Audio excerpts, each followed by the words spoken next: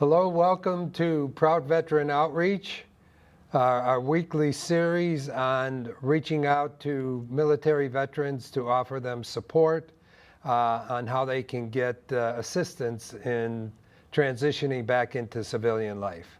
Today's program is called Pain-Free Life for Veterans, and we will talk about how the veteran who is 48% of all veterans are in pain, how we can reduce the pain that they're going through. So Proud Veteran Outreach is brought to you by the Vet Center of Brooklyn Park, St. Paul, and in Duluth. And it's a government organization that is available to all veterans who need transitional support or any kind of support whatsoever. And today we have Tim Burley from Pain-Free Patriots. And Tim is the Director of Veteran Advocacy. And Tim is a veteran. Good to meet you, Tim. Thank you for joining me. You're welcome. So you are a very typical veteran that has confronted some issues about your history. So if you don't mind, would you give us a profile of what your military experience was like and how you came out and what pain you experienced as a result of serving? Sure. Thank you, Jim, for having me here today, and really appreciate getting information out to veterans in the community. When I came out of the Army, I went in 1984 and left the military in 1993. Did some National Guard time after that. The biggest issue I had when I went into the military was I was on tanks, 56 tons of metal during the Cold War in Germany. So I spent a lot of time, at that time we were spending 250 days a year either training or in the field, which is a lot different today. Guys are spending more time in foreign countries than we did, actually active in combat. At that time, with Russia and the Cold War, it was waiting for the Soviet Union to come across the border and then protecting Germany and Europe from that invasion. So everything was fully armed and the vehicles were kept in tip-top shape. Now, the Army at that time didn't invest in forklifts. So when you take a 56-ton tank, you end up with a 600-pound sprocket. 4 guys would lift those and carry them, which does damage to your back and does damage to your body, as well as the other issues we ran into. The tanks were very loud. You wore helmets, so there was a constant squealing in the helmet, which causes tinnitus in a lot of people. A lot of veterans experience tinnitus or other pain. But when you fall off a tank that's 7 feet high up in the air, you get out in the morning and it's icy and you fall off of it, or if you're the gunner or tank commander and that tank jerks, you basically are thrown around. And you hear veterans today talk about TBI, brain injury. You'll find that through many generations of the military, through explosives or through the jolting of the equipment that we were on. Okay, great. And so how many years have you been out? What year did you come out? I came out in 93 time period out of active service, so 25 years now, about 25 years. Okay, and so you have experienced pain for 24 of those 25 years, or 24 and a half. Pretty much. I started learning about it was with my hearing, and didn't realize that I had very bad hearing loss. In fact, I went 25 years basically under the threshold of being able into that deaf part. Somebody said once, you're really good at your job because you look at people's faces. I had to, because I had to read their lips. After getting the hearing aids to the VA, in fact, I went many years knowing or not knowing that I could go to the VA. And at that time, they said, you know what, you weren't this, so you don't qualify. It wasn't until a fellow veteran who became like a father to me said, get your hearing fixed, or someday when I leave the world, I'm going to haunt you. He was a Vietnam veteran, and I kept that promise to him after he passed away and had my hearing checked and realized just how bad it was. Great. And so our program here is a request for civilians to help identify the military vet who is either lost or isolated. And many civilians just don't know how to offer that help. You identified the fact that military veterans should register with their VSO, right? Correct. They should all register their DD2 Form 214, which is their discharge paperwork, with their local veteran service officer. Okay. And you're saying that the majority of veterans out there do not register with the VSO.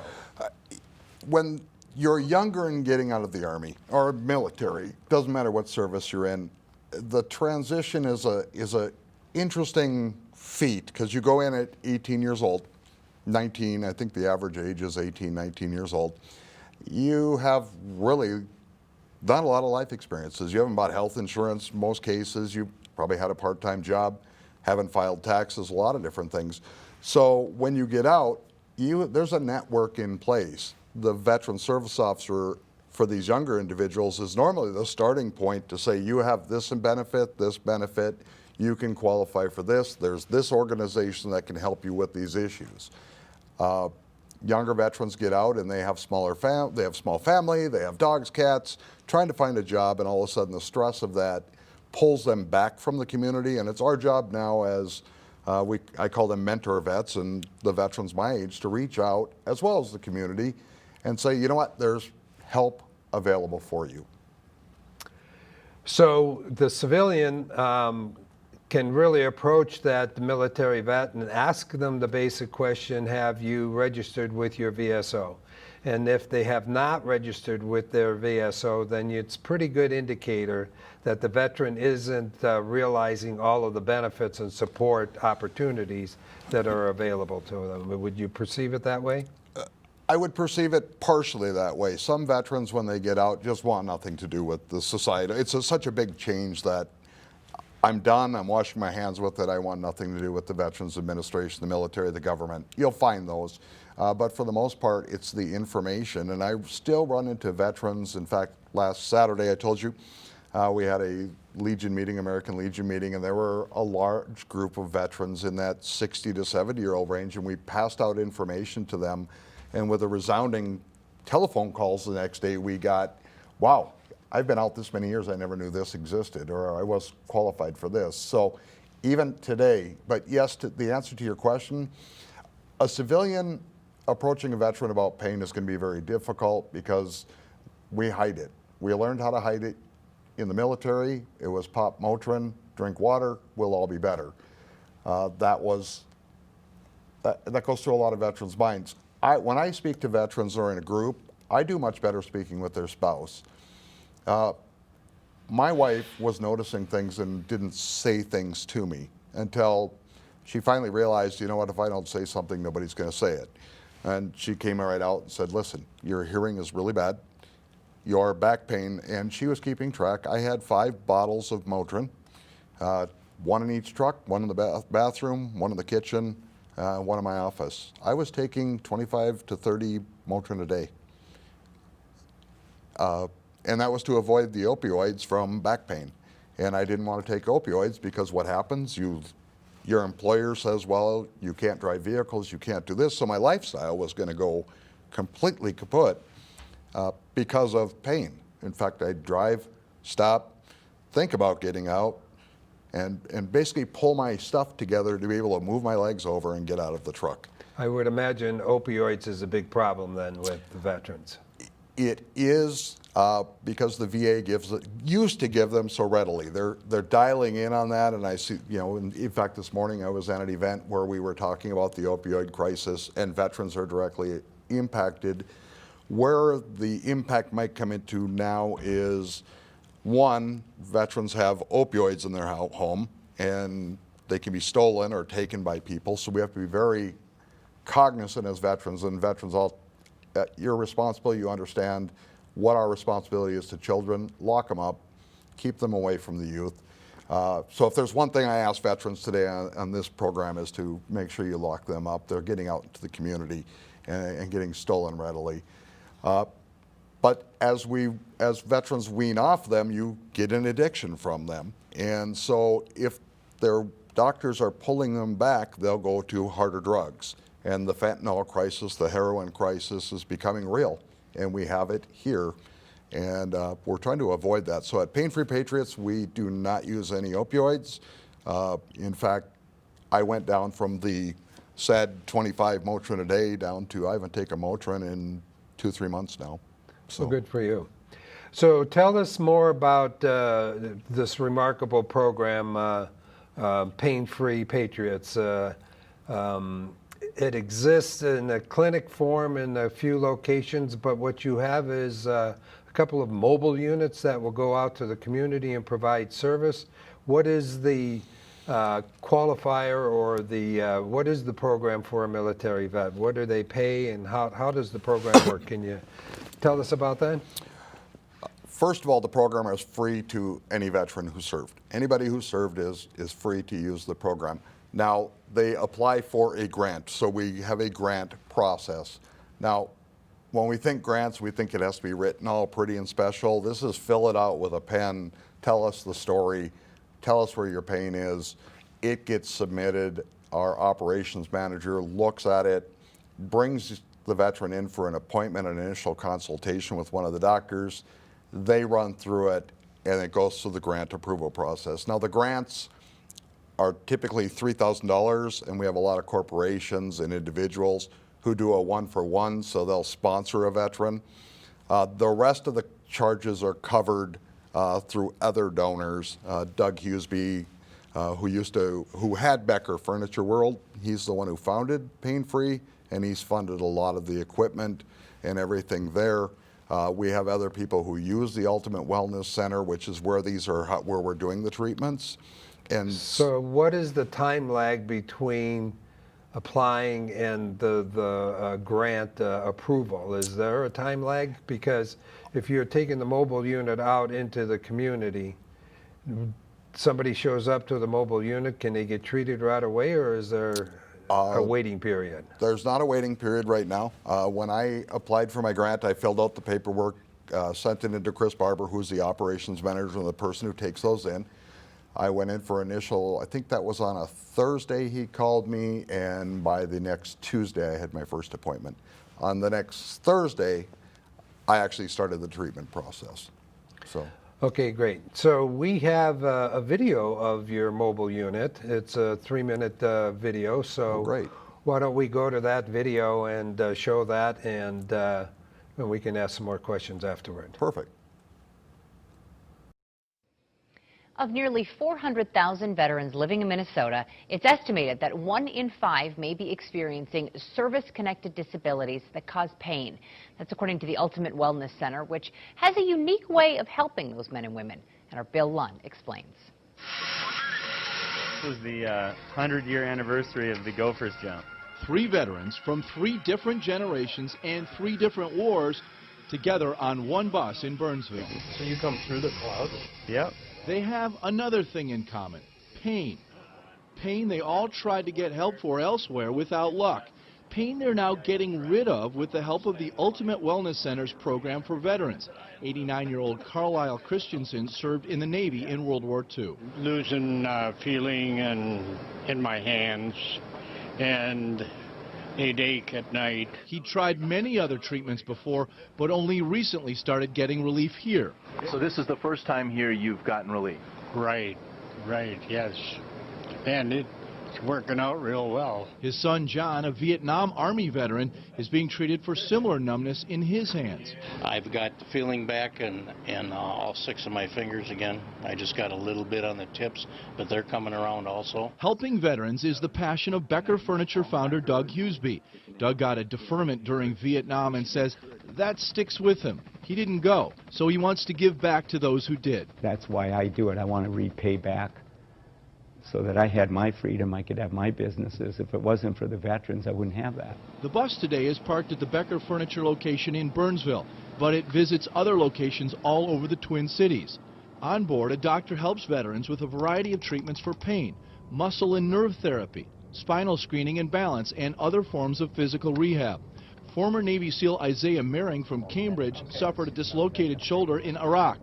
He'd gone through one surgery, but only had 80% range of motion until he got on the bus. Within 2 weeks, I had about full range of motion back, and I'm able to work out again. Isaiah is now working with Hughesby to encourage other vets who suffer from pain to visit the bus or an Ultimate Wellness Center. If you have knee pain, neck pain, back pain, if you have trouble sleeping, really anything that you are even feeling uncomfortable about, come in, give it a try. I encourage all vets to do it. It worked for me, and it will work for you too. Hughesby says the treatments are free for veterans. The program has helped 400 so far and especially appeals to those who've tried everything and just can't seem to find relief. When they come in, we treat them with respect. We thank them for their service. We give them a grant, and we get them started right away. Reporting from Burnsville, Bill Lund, 5 Eyewitness News. The Hughesby's nonprofit, BFW Charities, funds a grant program. Veterans must see if they qualify by first going through a free evaluation, and we have information on that as well as a link if you'd like to donate to the program at kstp.com. Okay, good. So that was a very interesting video and very thorough. You can see the treatments that are there. So primarily, it looks like there are chiropractic treatments going on. And there is also medical doctors available for other opportunities to discover medical issues. Is that correct? How does that work? For most part, the chiropractors are health specialists who are assisting with that. There are doctors who we can use for treatment of other issues. I'm surprised at how far they're able to drill down into our health. In fact, this morning I went through a screening which did my regular vitals, a lot of other things there, body fat analysis. Part of the program is, and I know veterans will get scared of this, there's a little bit of exercise. I know when we got out, we stopped running the 2 miles and all the tests, but to keep everything back where it's supposed to be, we have to do some stretching and some exercising to go with that. So to date then, the Pain-Free Patriots is 10 years old? Is that what you said? It's approximately 10 years old now. This started many years ago. Doug Hughesby started the research into what he's doing and making sure everything was right. What I call the ground zero veteran, the first one a friend of his who he worked with and did all the how's this going to work, was many years ago, I think probably 25 years ago. So it took a long time. The technology is where this comes in. The technology that they've developed in the chiropractic field to use on veterans is where the rubber meets the road in this case. That's why we're able to take care of so many veterans. Okay, and you have taken care of 700 veterans across the 10 years, and what is the length of the treatment? How long does it, what's the process? Actually, we tell every veteran it's about 12-week program. Now, after that, you can go into a maintenance program. I'm in maintenance program right now. It's interesting because when I hear a lot of veterans talk, they talk about being a number. When they go to the Veterans Administration, it's a number, pushes through, get you out the other end. With Pain-Free Patriots, it's to get you healed. And then you do your small exercise, your stretches, and follow a protocol that keeps you where you are. So, you know, the big snow we got 2 weeks ago, my wife said, "Are you going to go shovel that?" And I said, "I sure am." And she said, "What's that going to do to your back?" And I said, "I've done my stretching, I've done my exercising." Actually, she was giving me a hard time saying, "Well, when you wake up tomorrow morning, you're going to feel that." I didn't feel it. I can't wait to go golfing this spring. It's been years to be able to go out and hit a golf ball and hit a club. I love doing it with my family, but to do it without pain is going to be incredible. Great. So Pain-Free Patriots also has a gala. Do they have events? I understand that Doug has raised a lot of money. How is he doing that? What's the outreach to the community? Well, the outreach, and that's part of my responsibility, is outreach, education of the community about veterans issues, asking for funding. Sorry, we have to do it. If we're going to help veterans, I get asked daily, thank you, or told daily, thank you for your service, and people ask how we can help. You can help by sponsoring. And people say, oh, it's $3,000, I can't give $3,000. $20, go on a $20 a month program, come up with some way of financially assisting these individuals. The gala is August 15th. It's here in the Twin Cities at the Depot. It's a big event every year, and that's where a large amount of the money is raised for the grants. There are a lot of individuals who contribute. We do other fundraisers. The Chanhassen Autoplex is doing a fundraiser. We're working with the Patriot Ride with that group here north of the Twin Cities this summer. So we're able to do a lot of things with other organizations. You're finding veterans organizations are finding each other through shows like this and a lot of other ways where we're working in collaboration with each other. Hey, we've got veterans with pain. You've got homeless veterans. How can we help get these veterans who are homeless out of pain so they can work on their mental well-being and get back into the community and get back into work, which is important. Okay, so if somebody's watching this show and wants to make a donation, how do they go about making a donation? Do they? Pain-Free Patriots is a 501(c) not-for-profit charity. They can contact myself or the organization. It's online, Pain-Free Patriots. They can donate online. If you want to come to the gala, it's a great night. There's a lot of talent there. There's a lot of great people there. Come out and enjoy that. Or as you see us throughout the community, feel free to come up and have a discussion with us about it.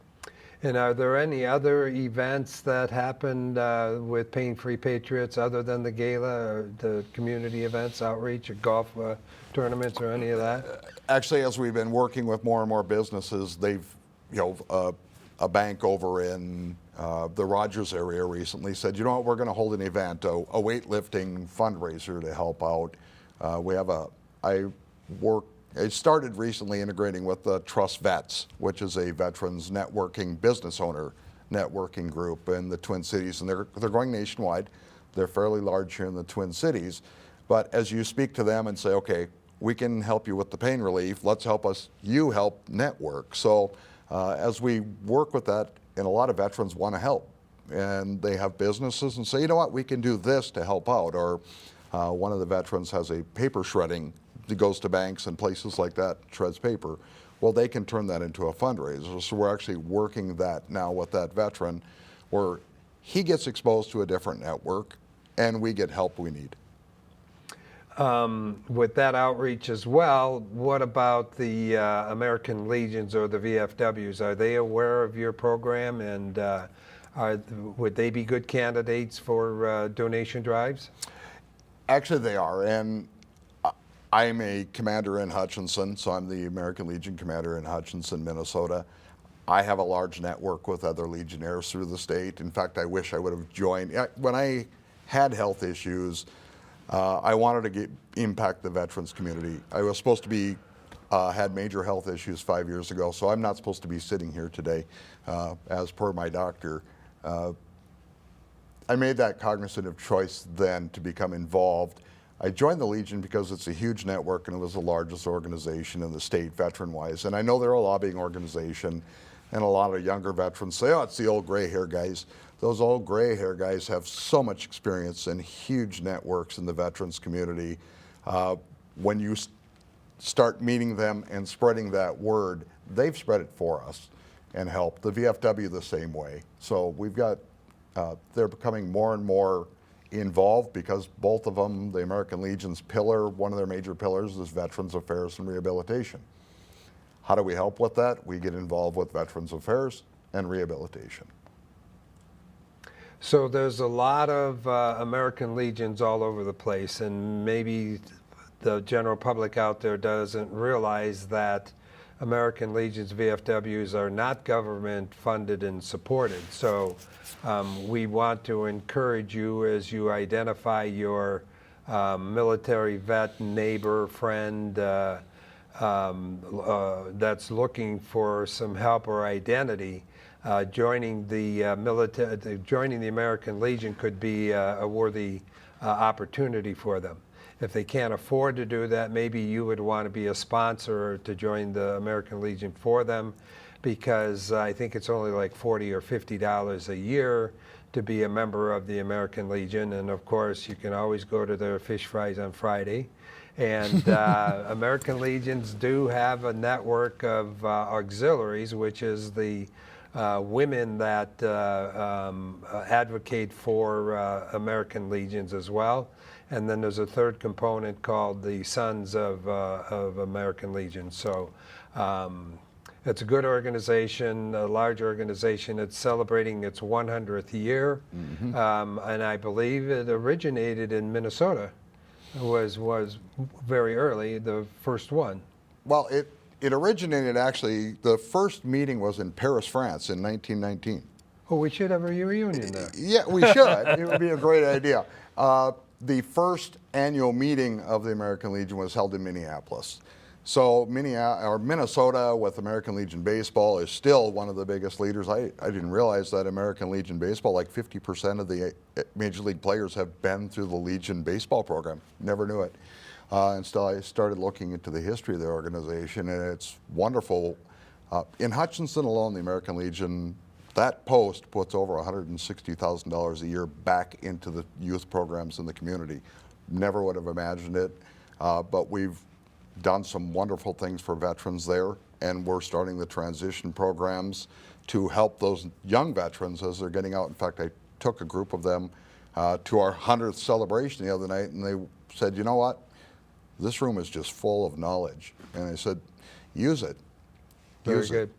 All right, so we have a half a minute left, so I want to thank you so much for coming, and again, identify how to reach the VSO. They can reach the VSOs through the Pain-Free Patriots, or you can call the vet centers or go online to connect with them. But it's a very important issue to identify and make things more comfortable for your vet. So thank you, Tim, for coming. Thank you I much, appreciate Jim. I it. appreciate We it. hope the public responds. We'll hope to.